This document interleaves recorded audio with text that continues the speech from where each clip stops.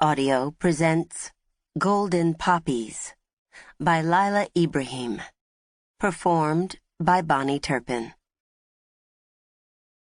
Well, I guess I ain't never gonna see them beautiful poppies, or look on Lisbeth's face again, Mama declared, looking straight at Jordan.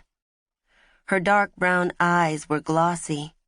She didn't bother to blink away her tears. Jordan's eyes matched her mother's. She stifled a protest, forcing down the urge to tell Mama she was wrong, that her appetite would come back along with her strength. But there was no point in fighting for a lie.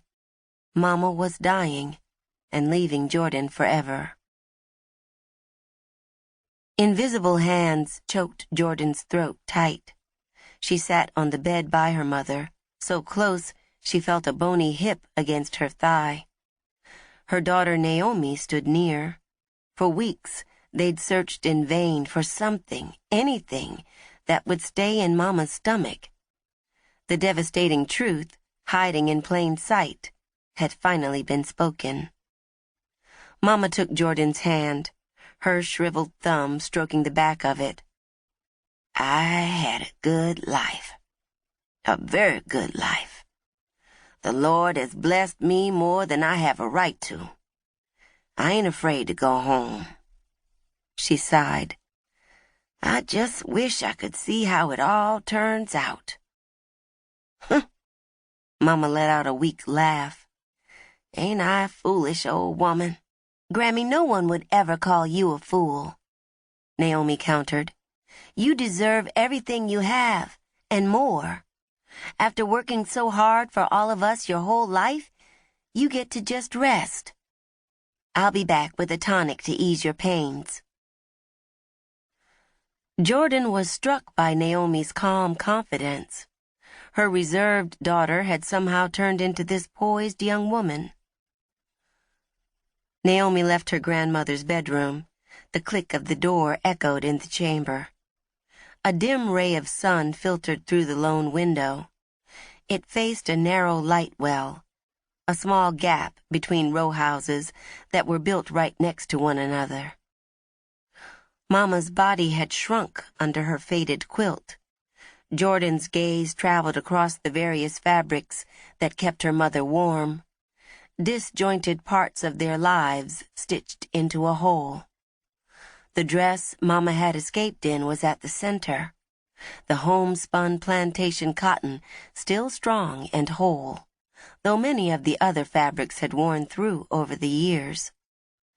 Surrounding the rough, enduring material were blocks made from the remnants of Samuel's trousers, Jordan's dresses, and Pop's shirts.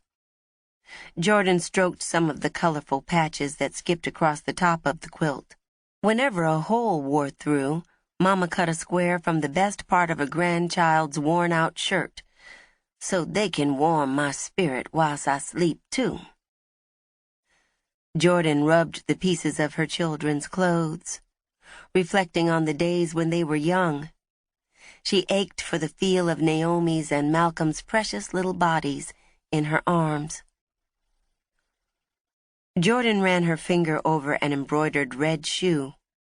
It was all that remained of the baby blanket Lisbeth Johnson had made for her more than 4 decades ago. A little girl, trying to stitch her way into their family. As a child, Jordan used to imagine herself with a real pair of those bright red shoes, dazzling the sanctuary on Sunday morning.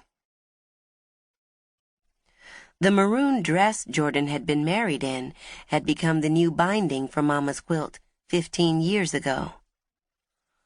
Mama had rejected every offer to make her a new quilt, saying she was going to sleep the rest of her days under the one that kept her warm for so long. Too soon, she'd get her wish. Mama would take her last breath underneath the same comforter that covered Pops when he died 10 years earlier, in this same room.